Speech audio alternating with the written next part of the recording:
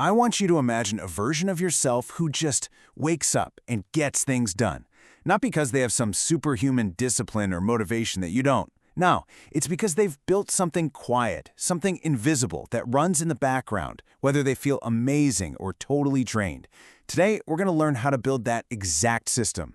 So let's be honest for a second. We've all been there, right? You set a new goal, going to the gym, writing a book, whatever. For the first week, you are on fire. You feel like a new person. You're thinking, this is it. This time is different. And then week 2 rolls around. The shine wears off. And it's not some big dramatic failure. You skip one day, then another. And before you know it, that big, exciting goal is just a footnote. Sound familiar? All right, so here's our roadmap. First, we're going to unpack something I call the motivation trap. Then, we'll expose the real villain of this story, decision fatigue. After that, we'll make a huge mental shift to architecture over adrenaline. Then we'll get into the good stuff, building the 4 pillars of your silent system. And finally, I'll give you 3 super simple steps you can take tonight to get started. Okay, so that whole cycle of starting strong and then fizzling out, you need to hear this. That is not a character flaw. It's a design flaw. You've been trying to build a skyscraper on a foundation of quicksand because you're basing your productivity on the most unreliable resource on the planet, how you feel in the moment. And look, the numbers, they don't lie. Studies show only about 9% of people actually achieve their New Year's goals. A whopping 43% of people have already given up by February. So if you failed, you're not broken. You're just normal. You're part of the massive majority trying to run on motivation alone. It gets even crazier. The fitness app Strava looked at over 800 million user activities, and they were able to pinpoint the exact day most people give up. They literally call it Quitter's Day. It's the second Friday in January. That's how predictable the motivation crash is. It's a fuel source that is absolutely 100% guaranteed to run out. So if motivation isn't the problem, then what is? What's the real thing draining our energy and stopping us in our tracks? Well, it's something that starts the second your alarm goes off. It's the constant, non-stop barrage of tiny little decisions you have to make all day long. The social psychologist Roy Baumeister has a great name for this: ego depletion. The best way to think about it is like this. Your willpower is a battery. And every single choice you make, no matter how small, what shirt to wear, what to have for breakfast, which email to answer first, every one of those little choices takes a little bit of juice out of that battery. And you need that same battery for focus, for self-control, for doing the hard stuff. This isn't just a theory. There's this incredible real-world study to prove it. Researchers looked at judges making parole decisions. At the start of the day, a prisoner's chance of getting a favorable ruling was about 65%. But as the day wore on, that number dropped and dropped until it was nearly 0. But then, right after a lunch break, boom, right back up to 65%. The judges weren't getting meaner. Their brains were just tired of making hard decisions, so they defaulted to the easiest, safest answer, which was just no. And this shows up everywhere. In another famous study, one group of people had to use their willpower to resist eating fresh-baked cookies. Another group didn't. Afterwards, they were all given a hard puzzle to solve. And guess what? The group that had to resist the cookies gave up way faster. Here's the key takeaway. This is not a knowledge problem. It is an energy management problem. And you can't solve an energy problem with more willpower. Okay, so this brings us to the big solution, the fundamental shift in thinking. We have to stop trying to force things with willpower. That's the adrenaline approach. Instead, we need to become architects. We need to design systems that make the right choices almost automatic. Here's the best analogy I've ever heard. Willpower, it's like a backup generator. It's loud, it's inefficient, and you only turn it on in an emergency. You wouldn't try to power your entire house with it, right? A system, on the other hand, is your primary power source. It's quiet, it's efficient, and it runs day in and day out, precisely because it relies on structure, not on how you're feeling. And this quote just nails it perfectly. Motivation is the weather. It's sunny one day, stormy the next. You can't plan your life around it. Systems. Systems are the climate. It's the underlying pattern that you can actually depend on year after year.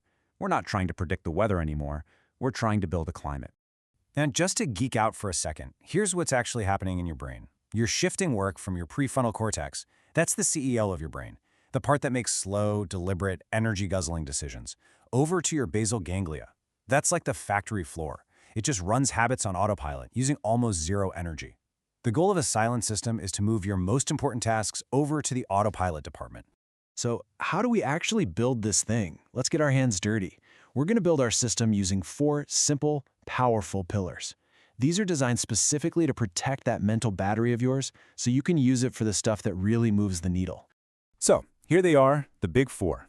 Number 1, decision elimination, where we reclaim our mental energy. Number 2, environment architecture, which is all about making the right thing the easy thing.